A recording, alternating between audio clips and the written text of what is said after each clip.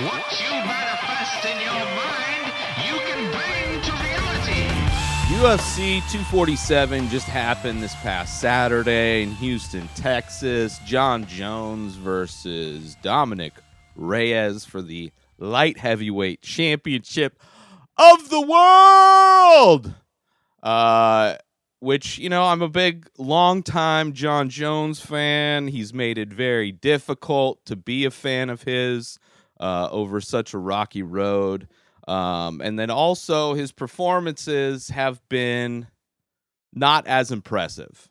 He had his rise as the light heavyweight championship he was destroying people. And he's had some, the most recent Gustafsson rematch and DC rematch, he, was very successful in devastating fashion. But then I guess a dominant win against Anthony Smith. But then his last fight was very, very close. Could have gone either way. This fight, a lot of people scored it for Reyes. I thought Jon Jones for sure won the last 2 rounds and could have picked up. The first 3 rounds were more dominant by Reyes, but they were closer. I would say at least the 3rd round maybe was closer. There was one of those rounds I could see going to Jon Jones. So, and there is a bit of a buffer when you are a champion as far as losing your belt. Although Max Holloway losing his belt could be considered kind of the exception to that rule. If you got to beat a champ to become the champ, but which some people thought that was a nonstop, just a dominant victory. But regardless of that, Jon Jones gets the win. The story of the night was the judging. The judging was so ridiculous. There was an early fight, and there was a handful of decisions, but there was also some great fights. Some of the decisions were great, crazy fights. James Krause was a great fight. The there was the Ige Bektik fight was great. Tafa, well, that was a TKO. There was a lot of great fights, but judging was ridiculous. I forget which decision it was. The Andre Ewell versus Jonathan Martinez, I believe, was the one. And it was just ridiculous. One of the judges scored all 3 rounds for Andre Ewell, and he was in no way you had to. The only way you could have given Andre Ewell all 3 rounds is if he had accidentally scored the rounds for the wrong person all 3 times. That I could see being the only, because he was, just overall, he was the most damaged leaving the octagon. But it was a dominant performance by Martinez throughout. But that was just the beginning. That was the early prelims, the ESPN Plus early prelims, not even the normal prelims that this started.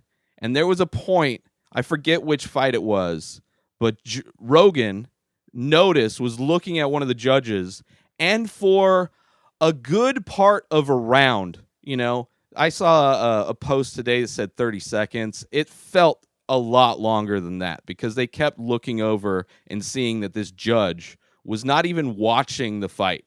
And it was a close fight. I think it may have been the Lauren Murphy-Andrea Lee fight, actually, from the prelims. So this is maybe 5 fights later, 4 fights later after the initial horrible decision, 5 fights later.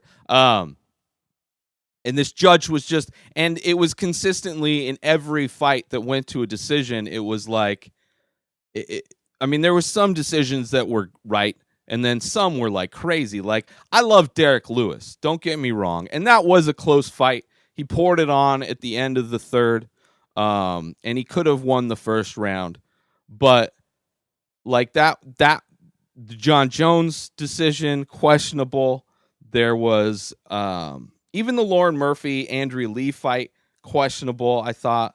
But Yeah, it was a crazy situation. They even talked about it post show. Joe Rogan and Dominick Cruz. And by the way, I'm a huge Dominick Cruz criticizer. Let's say I think he's brilliant. He's good at the post stuff, post breakdown. I thought this was probably his best time. I'm not a fan of him doing the color commentating. Usually, I mean, like DC, I love Bisbing is like. There's so many great. I just don't think Dominick Cruz was very good speaking off the cuff in the moment, but I think he's getting better, which not surprising, but he's also getting ready to go back and fight again, so we'll see. But I props to him on that. But it was a crazy night. Valentina, dominant win again.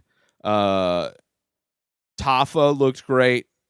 I mean, that was just kind of the Ige fight was great. It was a fun night of fights. Derrick Lewis pretty much looked like Derrick Lewis. His wrestling takedowns, that's like his biggest Achilles heel. Like in every fight, if you take Derrick Lewis down, like, I mean, he can power his way up sometimes, but he can't avoid the takedown. It seems like he was just like, anytime somebody wants to take this guy down, which I love Derrick Lewis, man, and he turned it up at the end. And got the decision despite it being a lot closer of a fight than the judges saw it. But yeah, I don't know. It was crazy. Crazy night of fights.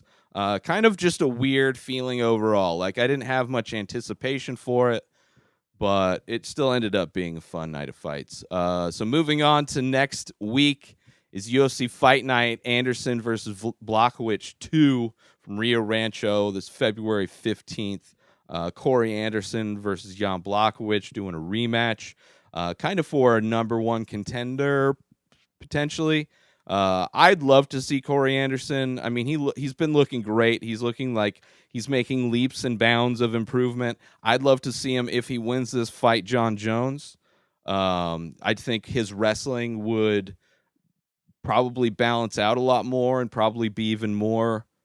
I think Corey Anderson might have the tools to beat Jon Jones, but he's got to get through Jan first. Jan's kind of towards the end of his career, so I'm sure he wants. I think this is a number one contender if Jon Jones stays and doesn't move up to heavyweight.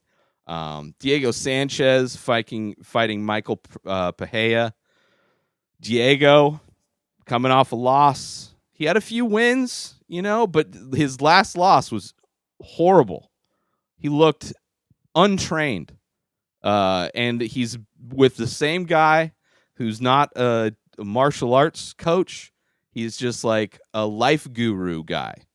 And it's listening to Diego on Ariel Helwani's MMA show.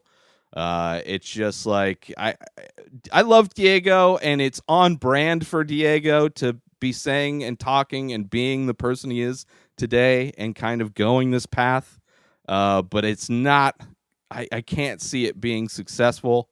And I love Diego Sanchez, man. He's just like, he's a character, but he's not forcing. Like, he's just naturally one of the most interesting characters in UFC. Like, Diego, from his Ultimate Fighter days, meditating in like thunderstorms to harness his chi and just kind of, and he's had some of the most difficult fights.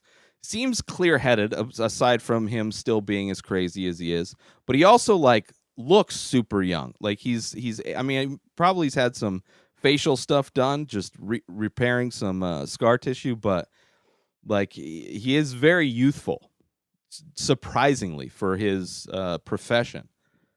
So I wish him the best, but I can't see him winning. The undercard, the prelim card, you got Tim Means, who's always fun to watch, fighting Daniel Rodriguez. You got John Dodson, who's, man, that guy was. It's just like, it seems like every fight he's in, he gets a lot of fouls, and then it ends up just it gets him into a mind frame where he's just angry and pissed off, and then he just doesn't fight well.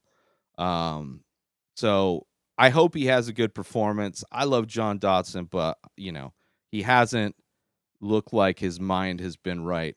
And despite a lot of bad luck in the octagon, whatever.